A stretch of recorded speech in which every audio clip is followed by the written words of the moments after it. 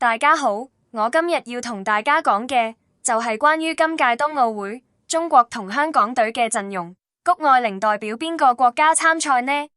開始前提大家記得點讚、留言、訂閱、撳埋隔籬嘅鐘仔，揀全部。米蘭科爾蒂納2026年冬奧會簡介：今屆冬奧會係第25屆冬季奧運，由意大利、米蘭同科爾蒂納單配座合辦，賽期係2026年2月6日至22日，一共約3500名運動員參加，設有116個獎牌項目，仲新增咗滑雪登山呢個新項目。開幕式喺米蘭聖西羅球場舉行，閉幕式就會移師維羅納奧林匹克體育場。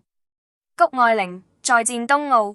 谷愛凌繼2022年北京冬奧奪得2金1銀之後，今屆再度代表中國出戰。參賽項目自由式滑雪女子 U 型場地坡面障礙技巧大跳台，特點係中國代表團唯一一位兼項運動員，備受矚目。近況雖然曾因傷患低潮，但已經復出並喺世界盃攞返冠軍，狀態回升。中國代表團陣容：中國今屆米蘭科爾蒂納冬奧會一共有126名運動員參加，係中國境外冬奧歷史上最大規模嘅代表團。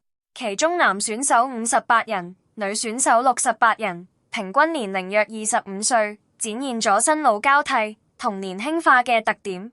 參賽範圍7大項、15分項、91個小項。新鮮血液67人首次出戰冬奧，其中24位係05後。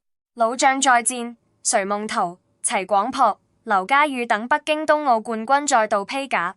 香港代表團：香港今屆派出13人代表團，其中4位運動員正式出戰。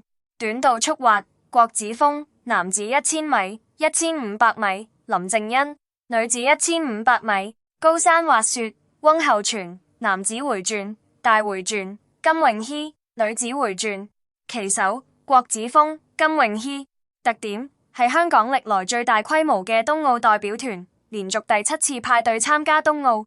總結：今屆冬奧會除咗係歐洲盛事，亦係中國同香港冰雪運動嘅重要舞台。谷愛凌再度出戰成為焦點，中國代表團規模創新高，香港亦派出史上最多人數，展現咗冰雪運動喺華人世界逐漸受到重視。